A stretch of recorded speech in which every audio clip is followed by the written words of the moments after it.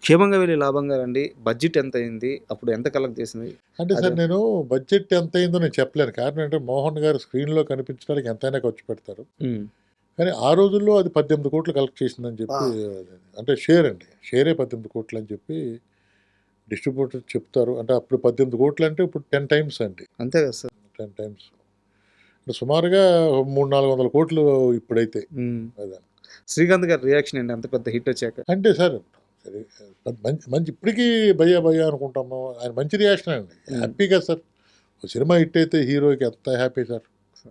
చాలా హ్యాపీ అండి. ఇప్పటికి రాజేంద్ర కుమార్ గారు కూడా నన్ను ఒరేయ్ అన్నయ్య అన్నయ్య అంటాను, తమ్ముడు అంటాడు. రాజేంద్ర ప్రసాద్ గారు. రాజేంద్ర ప్రసాద్ ఆయన కూడా హ్మ్. చాలా హ్యాపీ అండి. ఒక పెద్ద హిట్ కదా సార్. అవును. అవును. సూపర్ హిట్ కదా సార్. అవును. 'హిట్లర్' సినిమా ఒప్పుకునే ముందు చిరంజీవి గారు సక్సెస్ పరంగా కాస్త బ్రేక్ తీసుకోనున్నారు. అసలు ఎలా ఉండింది? ఆయన ఆ సినిమాకి ఒప్పుకునే ముందు ఆయన మైండ్ సెట్ ఎలా ఉండింది? మీకు పెట్టిన కండిషన్స్ ఏంటి? ఏం మాట్లాడారు? అదే కండిషన్స్‌లో ఏమి లేవు సార్. మోహన్ గారి దగ్గర ఆయన ఏం మాట్లాడుకున్నారో తెలీదు. హ్మ్. మోహన్ గారు 'దేవి శ్రీదేవిలో' చిరంజీవి గారు సినిమా చూశారు. సార్. ఆ సినిమాకి నేను కూడా ఎళ్ళాను సినిమా చూసినప్పుడు. హ్మ్. అలాగే రాజా గూడా వచ్చాడు. సార్. సినిమా కూర్చున్న తర్వాత ఎడిటర్ మోహన్ గారు వెళ్ళిపోయారు. హ్మ్. సినిమా చూశారు. హ్మ్. అందరూ బావుందనుకున్నారు. అప్పటికి చిరంజీవి గారు ఎవరో నాకు తెలీదు కదా! మేమెవరం సార్. స్టాఫ్ లెక్క ఆయనకి. హ్మ్. తర్వాత ఒక 15 రోజులకి చిరంజీవి గారు సినిమా చేస్తున్నారయ్యా హ్మ్. అనటం. ఫస్ట్ చిరంజీవి గారి పరిచయం నాకు అంటే చాలా సార్లు చూశాను, నమస్కారాలు పెట్టాను. నమస్కారం సార్ ఇయన్నీ జరిగిపోగా ఫస్ట్ టైమ్ ఏంటంటే ఏటర్ మోహన్ గారు తీసుకొచ్చి నా కో డైరెక్టరు తను రాజా అని చెప్పి పలానా సినిమాలు చేశాడని చెప్పి పరిచయం చేసి ఆయన ఎయిర్‌పోర్ట్‌కెళ్తున్నారు. సార్. ఆ మోహన్ గారు కారులో వచ్చారు కదా! ఓకే. మీ కారుని ఫాలో అవ్వమనండి అని చెప్పి ఆయన మా మోహన్ గారు ఎనకాల సీట్‌లో కూర్చొని ఫ్రంట్ సీట్‌లో నేను కూర్చొని ఎయిర్‌పోర్ట్ వరకు వెళ్ళాం. దట్ హ్మ్. ఈజ్ మెమరీ అండి. హ్మ్. హ్మ్. ఫస్ట్ చిరంజీవి గారి ఇంటికెళ్ళటం ఒక మెమరీ. వెళ్తూనే ఆయన కారులో ఎయిర్‌పోర్ట్ వరకు ఈ సినిమా గురించి మాట్లాడుకుంటూ హ్మ్. షెడ్యూల్ ఎలాగెయ్యాలి, ఏంటి అయన్నీ ఆయన ఆయన నాకు చెప్పటం. సార్. ఆడపిల్లలు 5 సిస్టర్స్ ఏ విధంగా ఉండాలి, హ్మ్. ఎంత జాగ్రత్తగా ఉండాలి, ఎలా జడలేసుకోవాలి, ఎలాగా డ్రెస్సింగ్ ఉండాలి, హ్మ్. చూడగానే మన ఇంట్లో అమ్మాయిలాగా ఉండాలి, మన మధ్యలో తిరుగుతున్న అమ్మాయిలాగా ఉండాలి. ప్రతి ఒడికి వాళ్ళ సిస్టరో, లేకపోతే మేనకోడలో, లేకపోతే వాళ్ళ పక్కింటోళ్ళ చిన్నాన్న కూతురో గుర్తు రావాలి అని నాకు ఆయన చెప్పటం. హ్మ్. ఇయన్నీ కూడా ఆ కారులో ఇక్కడి నుంచి ఎయిర్‌పోర్ట్‌కెళ్ళే దారిలో జరిగిపోయిందండి. సార్. నా అదృష్టం ఏంటంటే, ఏటర్ మోహన్ గారి దగ్గర నేను ఉండటం, ఆయనకు గౌరవం ఉంది. ఆయన దగ్గర కూడా ఏంటంటే డెఫినెట్‌గా ఆయనకిచ్చే గౌరవంలో 50% గౌరవం ఉంటది. దానికి తోడు ఏంటంటే, ఎవరిని కూడా కష్టపడే వ్యక్తిని ఎవరిని కూడా హీనంగా చూసే మెంటాలిటీ కానీ చిరంజీవి గారక్కడ. హ్మ్. హీరో అవ్వటం. దానికి తోడు దాసరి నారాయణరావు గారి ఫాదర్ క్యారెక్టర్. హ్మ్. అండ్ మీరు ఆ సినిమాకి పనిచేశారు కాబట్టి ఒక సీరియస్ క్వెషన్ సార్. ఇది చాలా మందికి క్లారిటీ రావాలి.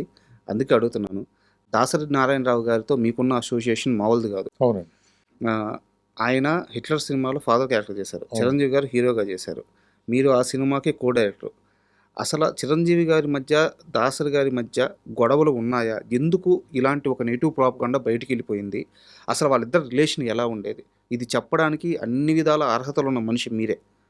నాకు ఈరోజు దీని మీద ఒక క్లారిఫికేషన్ కావాలి. అసలు ఇదంతా ట్రాష్ అండి. హ్మ్. బయట అనుకోవటం అండి అంతే. ఆ చిరంజీవి గారికిని, ఆయనకి గ్యాప్ ఎందుకుందండి? చిరంజీవి గారితో 'లంకేశ్వరి' చేశారు ఈయన. అవును. ఏవండీ దాని తర్వాత గ్యాప్ అనేది వాళ్ళిద్దరు ఇంటర్నల్‌గా మాట్లాడుకున్నా బయటికేమొస్తాయి సార్? సార్. వారానికోసారి మాట్లాడుకునేవారు. హ్మ్. కలిసేవారు. హ్మ్. ఈ బయటోళ్ళకి తెలీదు గదా! అవును. తెలీదు కాబట్టి బయట చెప్పాను గదా సార్. తిన్న తర్వాత అరగటానికి పని చేసేవాళ్ళు కొంతమందుంటారు. హ్మ్.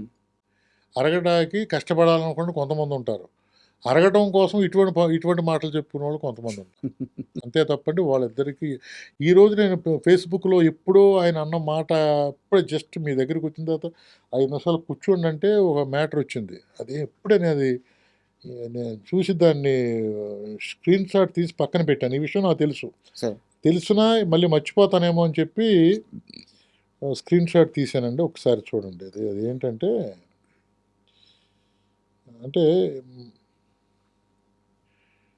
చిరంజీవి గారు హీరో మాత్రమే కాదు. ఆయన ఒక సినీ కార్మికుడు, కళా కార్మికుడు, కష్టజీవి. 1-10 వరకు చిరంజీవే. ఆ తర్వాతే ఎవరైనా. దర్శకరత్న దాసరి నారాయణరావు. ఇండస్ట్రీలో 1-10 ఇది వరకు ఇది చిరంజీవి. ఇదిగోండి. నేను ఇప్పుడే మీ దగ్గరికొచ్చిన తర్వాత హ్మ్. కాఫీ తాగే టైంలో స్క్రీన్ షాట్ తీసి పెట్టుకున్నా. హ్మ్. ఎందుకంటే, అంటే ఈళ్ళిద్దరి మధ్యన గొడవ అంటే అసలు నమ్ముతారండి అసల? ఒకసారి ఆలోచించండి. సరే. 1-10 చిరంజీవే. ఆ ఇంకెవరు రోజుల్లో ఆ లేరు. స్టేట్మెంట్ ఇవ్వాలన్నా గాని ఆ!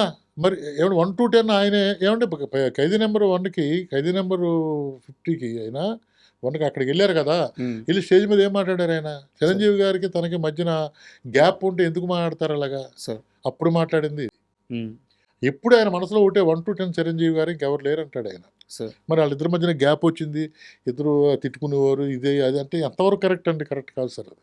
అది క్లియర్‌గా చెప్పే మనిషి లేకుండా పోయాడు సార్. అది ఎందుకంటే నేను చెప్తున్నాను కదా! వాళ్ళిద్దరి మధ్య ఏ గ్యాపు లేదు. హ్మ్. అది మాత్రం కన్ఫర్మ్. ఎందుకంటే వాళ్ళ ఫ్యామిలీకి, వీళ్ళ ఫ్యామిలీకి అల్లు రామలింగయ్య గారు, మన ఎవరు అరవింద్ గారు చిన్నప్పటి నుంచి తిరిగినది అంత అటువంటి ఫ్యామిలీలో ఎందుకు వస్తదండి? సార్. అంటే రోజు భుజాల మీద తిరక్కపోవచ్చు సార్. హ్మ్. హ్మ్. హ్మ్. కానీ ఇద్దరు రిలేషన్‌షిప్ ఎందుకు పోద్దండి? ఇప్పుడు సార్. ఎక్కడైనా గొడవ పడ్డారా? లేదు కదా! అవును. ఏదో మాట అనుకున్నారా? లేదు కదా! అవును. మరి ఎందుకు ఈళ్ళు డిసైడ్ చేసేస్తారు ఎవరి మట్టుకాళ్ళు? వాళ్ళిద్దరికి గొడవలున్నాయి, వాళ్ళిద్దరికి గ్యాప్ ఉందని. హ్మ్. కరెక్ట్ కాదు కదా సార్. నాకైతే మాత్రం నాకు తెలిసుండగా వాళ్ళిద్దరికి ఏ గ్యాప్ లేదనేది నాకు తెలుసు. సార్. ఎందుకంటే దాసనారాయణరావు గారు మినిస్టర్ అయిన కాడి నుంచి ఆయన పోయే వరకు ఆయన పక్కనే ఉన్నాను. హాస్పిటల్‌లో 80 రోజులు నేనే హ్మ్. ఉన్నాను. ఏ టు జెడ్ ఆయనకు వాట్ ఈజ్ వాట్ ఆయన విషయాలన్నీ తెలుసు. ఆయన ఫ్యామిలీ విషయాలన్నీ తెలుసు నాకు. సార్. ఆయన కొన్ని విషయాలు ఎవరికీ చెప్పని విషయాలు నాకు చెప్పిన రోజులున్నాయి. సార్. కాబట్టి ఆయన ఎప్పుడు ఏ రోజు ఎప్పుడు చూసినా సార్ ఆయన ఒక్క విషయం చెప్పాలి సార్ ఆడియన్స్‌కి. రాత్రి 2:30, 3 వరకు సినిమాలు చూసేవారండి ఆయన. దాసరి గారు. దాసరి గారు. హ్మ్. అప్పటి వరకు మేము ఉండేవాళ్ళం. హ్మ్. నేను, రాజేంద్ర ఆయన ఎళ్ళమనే వరకు ఎళ్ళేవాళ్ళం కాదు. సార్. "ఇంక బయలుదేరండయ్యా" అనేవారు 2:30కి. హ్మ్. 2:30కి. ఇప్పుడెప్పుడన్నా ఆయన చిరంజీవి గారి సినిమా చూసారనుకోండి, సార్. కష్టపడ్డాడయ్యా హ్మ్. ఇలాగనేది. హ్మ్. ఎవరు లేరు అంత కష్టపడ్డ వ్యక్తి. హ్మ్. అంత కష్టంతో పైకొచ్చిన మనిషి. ఓపెన్‌గా చెప్పేవారు. ఓపెన్‌గా మాతో హ్మ్. సపోజ్ ఆ సినిమా అప్పుడే ఇన్సిడెంట్ జరిగిందనుకోండి, అది కూడా గుర్తుచేసేవారు. హ్మ్. అప్పుడు అలా జరిగింది, ఇలా జరిగింది. వాళ్ళిద్దరి మధ్యన గొడవలనేది అంత ట్రాష్ అనేది నమ్మొద్దు. సార్. సార్ ఇంకో కాంట్రోవర్సీ కూడా దాసరి గారి చుట్టూ నడుస్తూ ఉంది. దాసరి గారి మరణం చుట్టూ. బయటికి ఏదేదో ఆయన ఆ మెడిసిన్ వాడారు, ఆ టాబ్లెట్స్ వాడారు, ఆపరేషన్ చేపించుకున్నారు. ఇలా రకరకాల కాంట్రోవర్షీలు నడుస్తా ఉన్నాయి. యాక్చువల్‌గా నేను దాసరి గారి బిడ్డల ఇంటర్వ్యూ కోసం, వాళ్ళ కొడుకుల ఇంటర్వ్యూ కోసం సంవత్సరం రోజులుగా ట్రై చేస్తున్నాను. చాలా క్లారిఫికేషన్స్ కావాలి. అంత పెద్ద డైరెక్టర్, దర్శకరత్న. ఆయన చుట్టూ ఎలాంటి ఆహ్, నెగెటివ్ ప్రాపగండా జరగకూడదు అన్నది నా అభిప్రాయం. ఆయన మరణం మీద మాత్రం ఇప్పటికీ అది అలాగే ఉండిపోయింది. అసలు ఆయన మరణం వెనక ఏం జరిగింది? ఏం జరుగుతుందండి అంత అది కూడా చెప్తున్నాడు కదా సార్ ఇప్పుడు రకరకాలుగా మాట్లాడుతారు. ఆయన ఆపరేషన్ చేయించుకున్నారు. హ్మ్. అది వికటించింది. హ్మ్. పోయారు. అంతే దాంట్లో ఎనకాల ఆళ్ళున్నారు, ఈళ్ళున్నారు అనేది ఇదంతా ఉత్తిదేనండి. హ్మ్. ఇంతవరకే. దాంట్లో వేరే లేదు నాకు తెలిసున్నంత వరకు.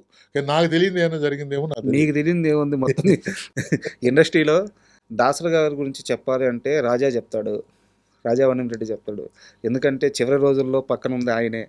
అండ్ శివాజీ రాజా గారు వచ్చారు నా ఇంటర్వ్యూకి. శివాజీ రాజా గారు కూడా ఆ ఇంటర్వ్యూలో చెప్పారు.